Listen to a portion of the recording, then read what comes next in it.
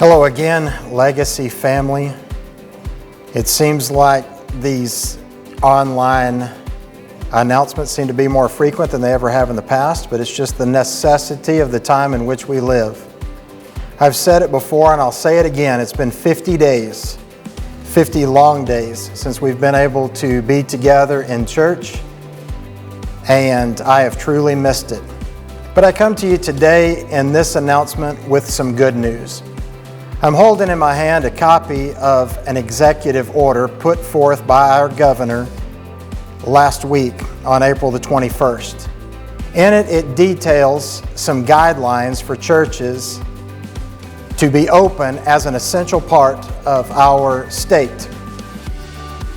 It emphasizes in here that these are just guidelines, it's just recommendations. But I want you to know, I'm going to share with you a couple of things today that the staff and I have got together and discussed at length. We've prayed together and asked the Lord for His guidance and wisdom, and then we sat down and planned how we can implement most of these and what that would look like so that we ourselves are socially responsible, but also get to the place where we can get back together again, which I believe is what the vast majority of us want. So the governor's guidelines, based on the experts that he talked to, give 4 basic recommendations, and it's these, and you've heard several of these before. It's social distancing, regular cleaning, the use of personal protective equipment, and also special considerations for at-risk people. So after our prayer and planning, here is what we plan to do as Legacy Church beginning Mother's Day, Sunday, May the 10th. We will have 4 identical services. Each one will be 45 minutes in length, and we'll start at 8:30, 9:30, 10:30, and 11:30. We will only have our kids ministry and our student ministry 2 of those hours at the 9:30 and 10:30 service. Of course, you as a family are free to attend any of the 4, but just recognize that if it is the first service of the day or the last service of the day, the whole family will be in the sanctuary together rather than your kids or your students being in their own programs.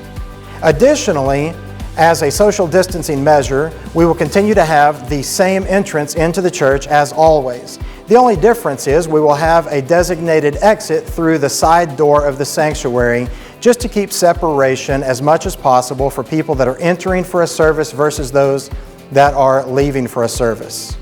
Also, our third distancing measure is adult life groups.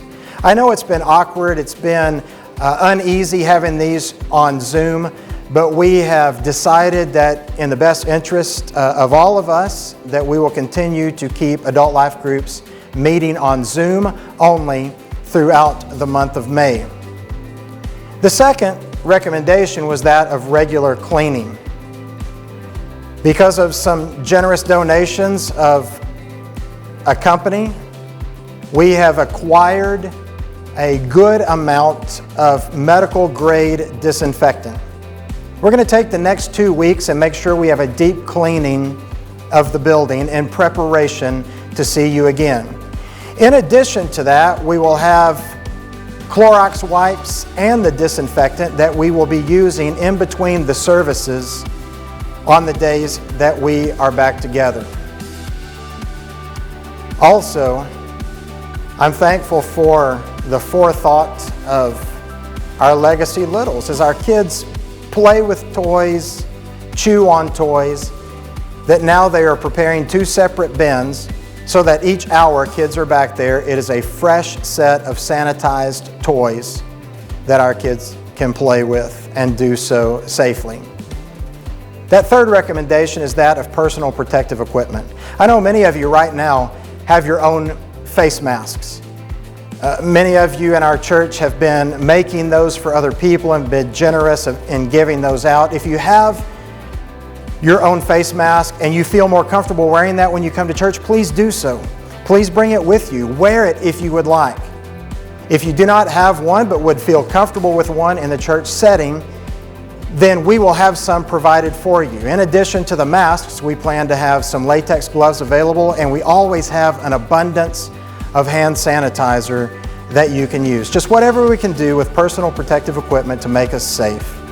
That fourth guideline was the extra care for all at-risk people. So, are there any people that should consider maybe staying home a little bit longer and continuing to enjoy the services on live stream? And I would say there are a few, including these. If you're someone that has even a hint of sickness or fever, please continue to stay home and get better before returning to us. If you're someone that has a weak or already compromised immune system, don't take the chance. Continue to stay home, rest, fully recover, and then rejoin us at the appropriate time. Or maybe you're just someone that feels in your heart you just need a few extra weeks in isolation. I want you to know that's okay too.